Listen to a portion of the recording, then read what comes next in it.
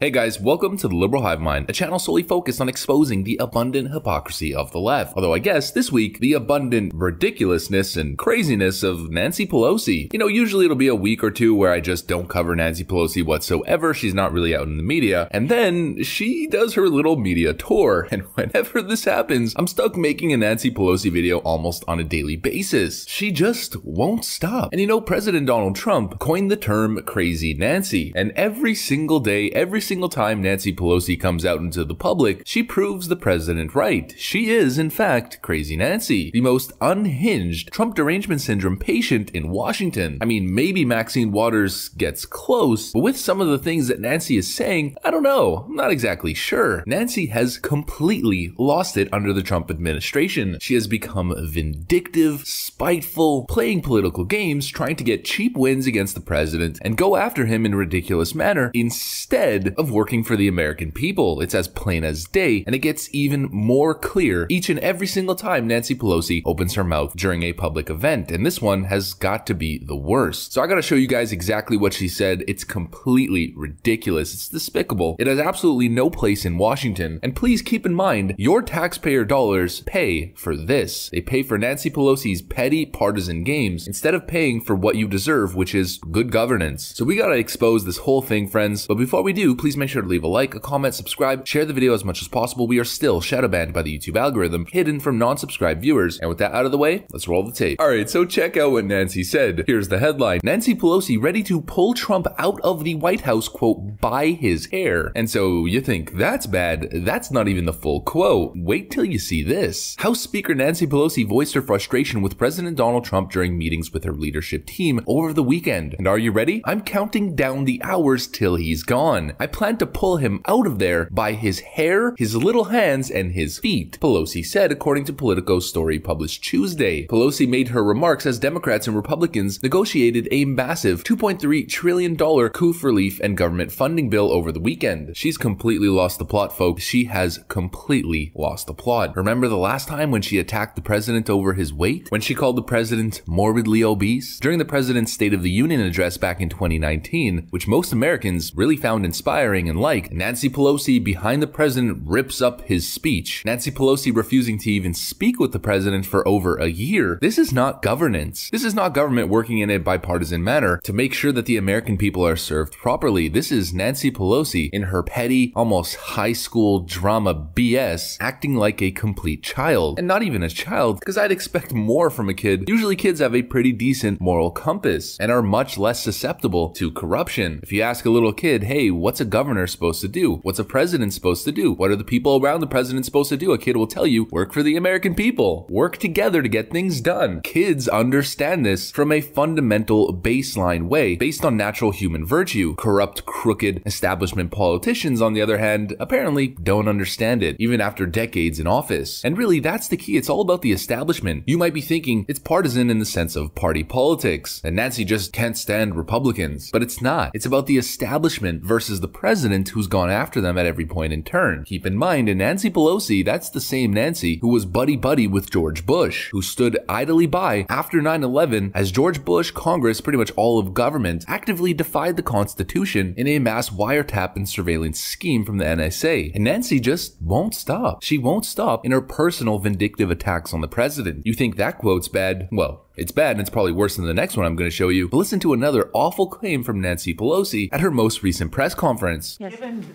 all the demands still out there that you've talked about, how large a package would you like to see President-elect Biden introduce next year as president, and how much money in state and local aid do you think should be in that package?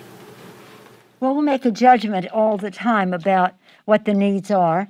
I think that when you see the surge in the coronavirus, you know that we cannot just think it's over or that we can ignore it. The denial, the delay, the distortion, the calling it a hoax has caused hundreds of thousands of deaths, not all of them attributed to President Trump, but most of them. that could have been avoided. She says nearly all COOF-related illness, nearly all COOF-related loss of life is attributed to the president. Ignore the fact that pretty much every single Western nation and developed nation are having very similar numbers. If you look at the total of the EU, which is very similar in terms of population size to the US, it's not so different after all. But of course, all of those politicians get a pass. But in the US, it's all Donald Trump's fault from Nancy Pelosi's perspective. The despicable nature of which Democrat politicians, and more specifically Democrat leadership, has taken a tragedy being the worst pandemic of all time and blamed it on Donald Trump and used it to attack him at every single point in turn is one of the most despicable political ploys of all time. And they've used it. They've used the tragedy since the start to get themselves and their establishment cronies back in office. That's exactly what happened in the 2020 election. And Nancy Pelosi all but admitted it just about a month and a half or 2 months ago. I feel very confident that Joe Biden will be elected president on Tuesday, whatever the end count is, but on the election that occurs on Tuesday, he will be elected. On January 20th, he will be inaugurated president of the United States. So while we don't want to be overconfident or assume anything, we have to be ready for how we are going to go down a different path. We've come to a fork in the road when it comes to the coronavirus. The president has taken us on a deadly path. The HEROES Act takes us on a scientific path to help save the lives, the livelihood, and the lives of the American people. So Nancy says, regardless of what happens, regardless of the count, she feels confident that Biden's gonna win. Suspicious to say the least. But of course, the second part, equally despicable, the factor that she chooses as to why she thinks President Donald Trump is gonna lose is the COOF pandemic. I wonder why. Because they've politicized it and have been using it as a political tool since the start. And if you don't find that despicable, then I don't know what's wrong with you. And the Biden team continues to do it. Fearmonger, fearmonger, fearmonger, and play towards susceptible sensibilities of certain Americans. Biden COOF task force is Osterholm on new virus variant. Nothing will stop this virus from transmitting, painting an image of doom and gloom to perpetuate and continue lockdowns and fear. They are actively destroying the economy and they want to continue doing so. They want to continue keeping the American people reliant on the government teat. People need to understand exactly what's going on here. Joe Biden greets passage of 6,000-page relief bill with call for more spending. They want to keep printing money. They want to keep you reliant on government monies, and in turn, they want to absolutely decimate the American economy. It's really bad. This is a very awful scenario. People need to wake up. You can't keep printing money like this. They're going to devalue currency to such a ridiculous extent. All of the wealth that you might have built already, everything that you might have worked towards, is going to tank in value if this continues. And once again, the only Republican in the Senate, frankly in government, who understands this concept, the only one with a backbone, the only one who really knows what he's talking about is Rand Paul. And this is why I always give him such high praise, him and his father, because they're right on the money, they're right, and they're arguing for the American people. Check out what he had to say. Today, many of these same Republicans will vote for a bill that makes modern monetary theory look like child's play in comparison. The monster spending bill presented today is not just a deficits don't matter disaster, it is everything Republicans say they don't believe in. This bill is free money for everyone.